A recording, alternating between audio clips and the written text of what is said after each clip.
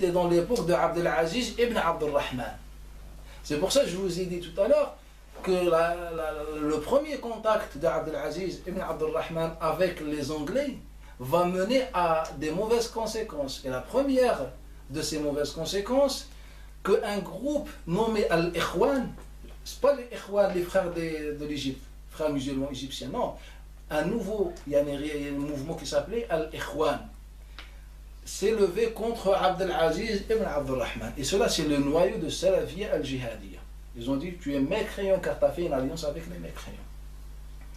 Troisième catégorie, c'est Al-Ikhwan al-Muslimin, les frères musulmans.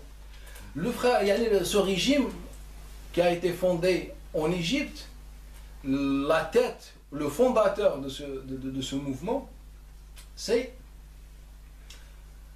Mohammed Rashid Rida, Muhibb al-Din al-Khatib wa Mohammed Abdou. Mohammed Rashid Rida, Muhibb al-Din al-Khatib wa Mohammed Abdou. Al-Hassan al-Banna, c'est l'élève de ces trois chouyours. Mohammed Rashid Rida, Muhibb al-Din al-Khatib et le dernier Mohammed Abdou. Mohammed Abdou. L'étonnant dans ça, que Mohammed Rashid Rida, il avait un magazine qui s'appelle Al-Manar. Et quand je commençais dans le Wahhabiyya, une fois j'ai entendu l'Albani dans le Sisek en train de dire, de parler de son parcours, qui a commencé à l'âge de 25 ans.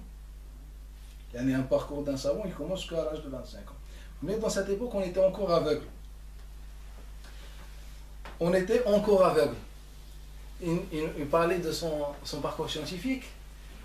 Il a dit, il disait que j'ai commencé mon parcours par le magazine de Al-Manar, magazine fondé par Mohammed Rashid Rida.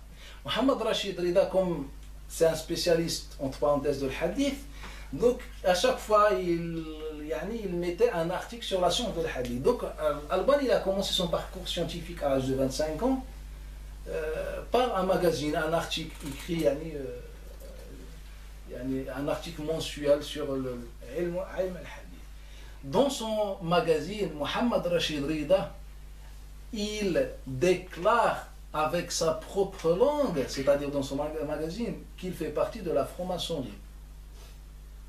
Et qu'à la fin de sa vie, dans le magazine, il dit que j'ai fait at-tawbah, je me suis trompé. C'est-à-dire, ses idées, elles étaient baignées dans la franc-maçonnerie. C'est dans son magazine, ce n'est pas dans les journaux écrits, sont dans son magazine à lui, écrit avec sa propre main. Et là, le malheur que Muhibb al-Din al-Khatib, il faisait partie de la franc-maçonnerie. Et le pire, Mohammed Abdou, il faisait partie de la franc-maçonnerie sans aucune divergence. Ces trois, c'est eux les fondateurs de ce qu'on appelle les frères musulmans. Les frères musulmans se trouvent partout. La grande majorité des organisations officielles font partie des frères musulmans. Car les frères musulmans, ils ciblent, ils choisissent leur cible. On ne trouve pas parmi les frères musulmans un ouvrier. On trouve des docteurs, médecins, professeurs, etc. On les trouve dans les universités. On trouve, par exemple, comme ce qu'on appelle maintenant le Majlis européen de l'Iftar, la majorité, si on ne dit pas tous, mais entre parenthèses de la majorité, ce sont des frères musulmans.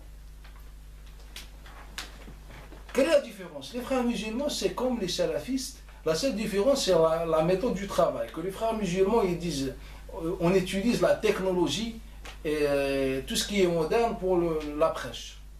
Ils utilisent les films, le théâtre, le sport, les associations, la politique, et que les autres, ce sont des salafistes traditionnels classiques. Ils interdisent tout cela. Dans Salafiyya normal, Salafiyya de l'Uthaymin, Ibn Baz et l'Albani, le théâtre c'est interdit, les films c'est interdit. Je ne parle pas des films qui montrent les femmes, non, les films éducatifs, par exemple un film où des enfants comme ça qui développent un sujet, donc des images comme ça, pour eux c'est interdit, c'est une innovation. Et on ressemble de cette façon aux musulmans, donc c'est interdit. Donc les frères musulmans, ils étaient un peu ouverts. En général, ils mettent des costumes.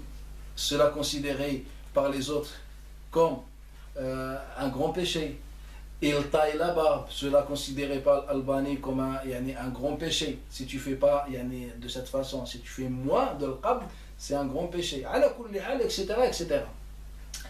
Al-Salafiyya à 3. Al-Jihadiyya, Al-Ilmiyya, Al-Harakiyya. Et la tendance la plus présente maintenant, c'est Salafiyya Al-Ilmiyya, ce qu'on appelle Salafiyya la théorique, Al-Ilmiyya. Elle est présente partout.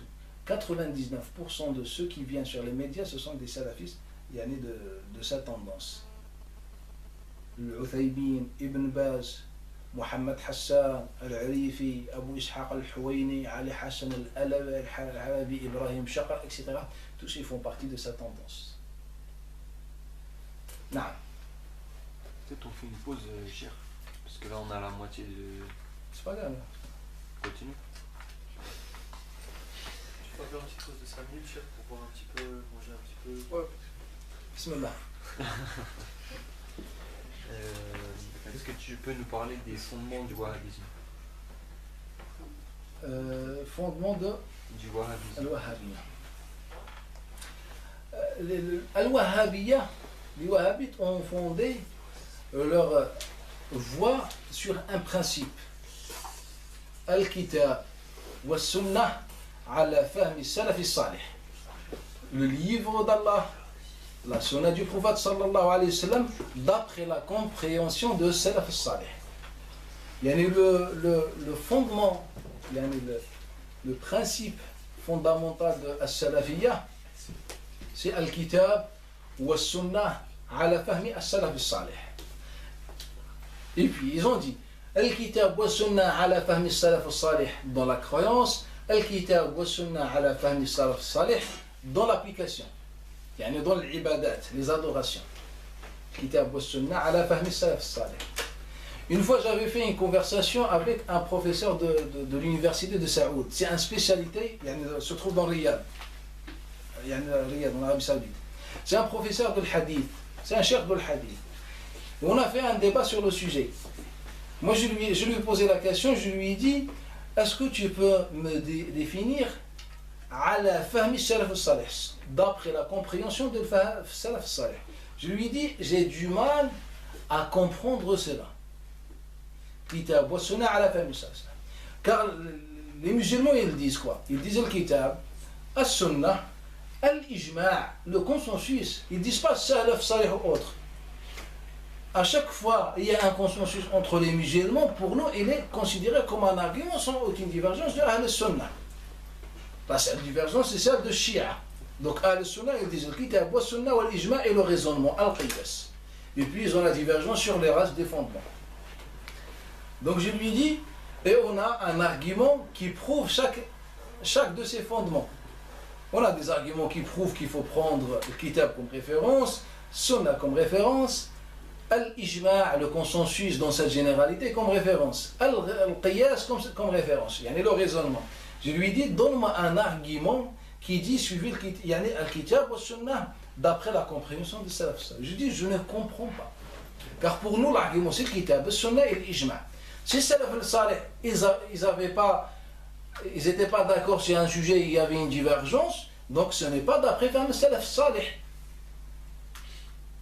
On doit appliquer les arguments. Donc je lui dis, explique-moi. Il a parlé et parlé et reparlé sans donner aucune explication. Et à la fin, il s'est rendu compte qu'il n'a aucun sens. Et à la fin, il a reconnu qu'en vérité, que ce principe ne signifie aucune chose. Tout seul, il a reconnu. Il ne signifie rien. Je lui ai demandé juste de me donner la définition. À la fin, tout seul, il a reconnu qu'il n'a aucun sens. Kitab wa Sunnah ala fahmi salaf salih. Les chiites, ils disent quoi? Ils disent Kitab wa Sunnah ala fahmi salaf salih. Ils disent la même chose. Al-Khawarij, ils disent la même chose. Al-Mu'tazila, ils disent la même chose. Donc, il n'a aucune signification. Quand tu rajoutes salaf salih, tu ne changes pas grand-chose. Chez les musulmans, ils disent Kitab wa Sunnah wa l'Ijma'. Que ce soit l'Ijma' de salaf ou de l'Khalaf. C'est un Ijma'. Car l'argument qui prouve l'existence de l'Ijma' ne fait pas la différence entre salaf et le reste des savants. Non. À chaque fois, à une époque, il y a le consensus de tous les savants musulmans Le prophète sallallahu alayhi wa sallam, il nous a dit la tajtami'u ummati ala dalala. Ma communauté ne peut pas se mettre d'accord sur un égarement. Si toute la communauté est d'accord, c'est-à-dire ça c'est le haqq, sans aucune divergence. Donc ça c'est la première reproche. À leur fondement, kitab wa sunnah, à la fin du salaf salih. Et puis ils ont partagé, ils ont divisé ce fondement à deux. Ils ont dit kitab wa sunnah, à la fin du salaf salih dans la croyance et dans l'application. Et dans la croyance, ils ont deux fondements. Dans les attributs d'Allah et dans l'adoration. C'est-à-dire, dans l'unification de l'adoration et dans l'unification des attributs d'Allah Ta'ala.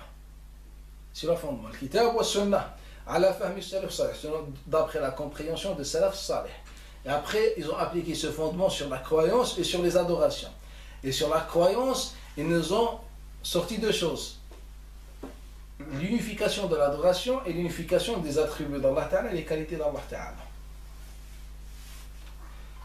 Ils ont dit, l'adoration en islam, ça veut dire la prosternation, l'inclinaison dans la prière, ad-du'a, l'istighatha, l'isti'ana, c'est-à-dire demander le secours, le sacrifice. Donc ils ont dit, l'adoration c'est tout cela. Il y a les actes faits par les musulmans à Allah Ta'ala, par exemple prière ou quoi.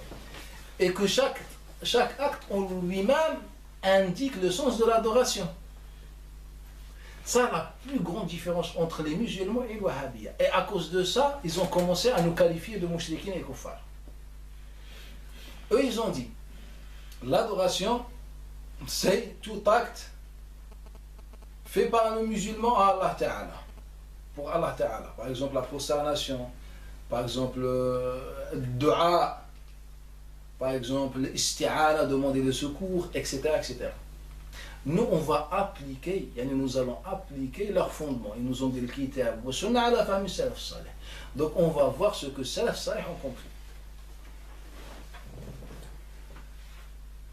Ahmed ibn Hanbal, il nous rapporte selon Aïcha. Al-Haythami, il a dit sanaduhu jayyid, très authentique.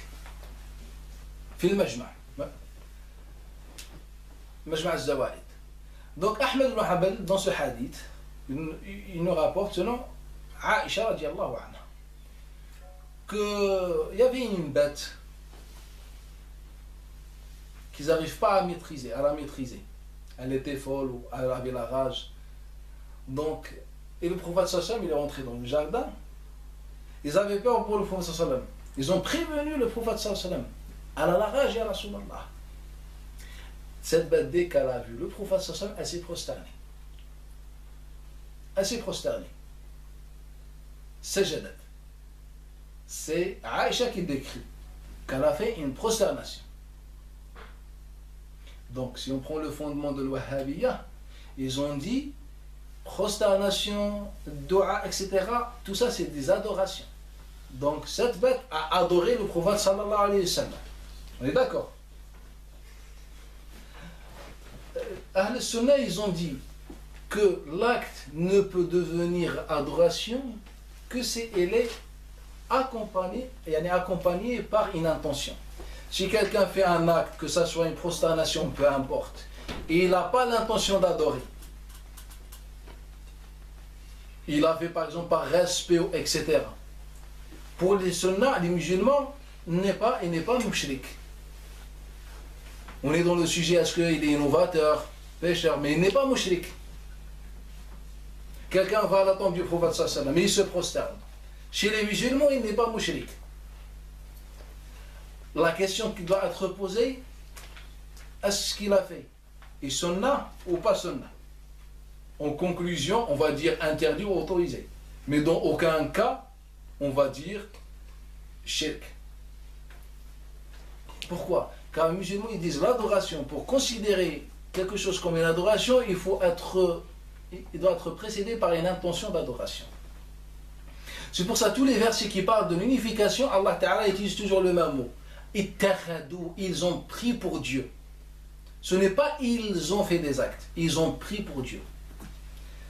Vous allez peut-être poser la question. On va se diriger vers le livre de l'imam al-Dhahabi. L'imam al-Dhahabi, c'est notre référence, la référence de l'Wahhabiyya, etc. Donc l'imam al-Dhahabi, il a un livre qui s'appelle Mu'jam al-Shuyukh. Dans son livre Mu'jam al-Shuyukh, la page 56. La page 56. Je rappelle que les musulmans ils disent l'adoration doit être, pour considérer, pour qu'elle soit une adoration, il faut avoir l'intention d'adorer. Les Wahhabis ont dit tout acte est considéré comme une adoration, c'est-à-dire une prosternation, etc. L'imam al-Dhahabi, il nous parle du sujet exactement. Allah tara, il dit, tu ne vois pas? Allah tara, as-sahabata min farti hubbihim lin-nabi qalu ala nasjudu lak. Tu n'as pas vu que les compagnons tellement ils aimaient le prophète sallallahu alayhi wa sallam, ils lui ont dit on se prosterne pour toi ya Rasulallah. Le hadith il fait partie dans notre hadith, cette parole fait partie dans notre hadith. Car lorsque cette bête s'est prosternée, Omar ibn Khattab il a dit ya Rasulallah, la nahnu ahaqqu bis-sujudi laka minha. Nous sommes prioritaires. Nous sommes prioritaires de faire de se prosterner qu'elle. Si une bête, elle n'est pas responsable, car la bête n'a pas de raison, elle n'est pas responsable en islam, et elle se prosterne. Donc nous, on a la priorité. Nous avons la priorité. C'est la parole de qui? De Omar ibn Khattab. Donc si on reste dans le hadith, le prophète sallam a accepté d'être adoré par une bête. On est d'accord? Ibn al-Qayyim dans le Ma'ad, Zad al-Ma'ad, dans Zad al-Ma'ad, dans son livre Jouir chez l'Islamiyya, il dit que Tarout sont 5. At-Tarout sont 5. Celui qui n'applique pas la loi d'Allah Ta'ala. Ash-Shaytan. Le troisième, celui qui accepte d'être adoré. Donc le prophète, selon la définition, Wahhabite c'est un Tarout wa l'iyadu billah. Alors qu'Allah dit wa man yakfur bit Tarout wa yawmi billah. C'est une vérité. On applique leur fondement. Ils nous ont dit toute prosternation est considérée comme une adoration. On dit on est d'accord. On leur pose la question. La bête elle s'est prosternée au prophète sallallahu alayhi wa sallam. Et dans aucun cas le prophète sallallahu alayhi wa sallam dit non, c'est kufr. Il n'a même pas remarqué la chose. C'est-à-dire, dans son apparence, il a accepté d'être adoré selon le Wahhabiyya. Car nous, pour nous, cette prosternation, ce n'est pas une adoration. Elle doit être précédée par une intention. Donc pour nous, c'est un respect. Comme Youssef alayhi salatu wassalam, sa famille s'est prosternée à Youssef. Les frères de Youssef sont prosternés à Youssef. Pour nous, ils n'ont pas adoré Youssef alayhi salatu wassalam. L'acte en lui-même ne signifie pas l'adoration. Donc pour nous, c'était un respect. Pour le Wahhabi, ils ont dit non, la prosternation, par exemple, la prosternation en elle-même, c'est une adoration. Et le prophète, il a accepté d'être adoré. Il faut réfléchir. Regardez, on continue toujours avec la parole de Dhahabi. Le prophète, il a dit non. Pourquoi? Car la prosternation, elle est interdite. Pas shirk, interdite. Avec l'intention du respect, etc. Pas avec l'intention de l'adoration, c'est interdit. Pas shirk. فَلَوْ أَذِنَ لَهُمْ لَسَجَدُوا لَهُ سُجُودَ إِجْلَالٍ وَتَوْقِيرٍ. Et si le prophète sallallahu alayhi wa sallam leur a donné l'occasion, elle a la permission, لَسَجَدُوا لَهُ سُجُودَ إِجْلَالٍ وَتَوْقِيرٍ. Ils se prosternent, s'ils ont eu cette permission, Dhahabi il dit, ils allaient se prosterner, une prosternation du respect. Ijlal wa tawqir, c'est-à-dire du respect. Donc il y a une prosternation d'adoration et il y a une autre prosternation qu'on dit par exemple du respect. Les Wahhabis ils ont dit non, une seule adoration. Et le prophète il dit le contraire et David dit le contraire. La sujuda ibada. Donc ils allaient se prosterner, une prosternation du respect, mais ce n'est pas une prosternation d'adoration, il dit Imam Dhahabi. كما قد سجد إخوة يوسف عليهم الصلاة والسلام عليه السلام ليوسف comme les frères de Youssef ont fait pour Youssef.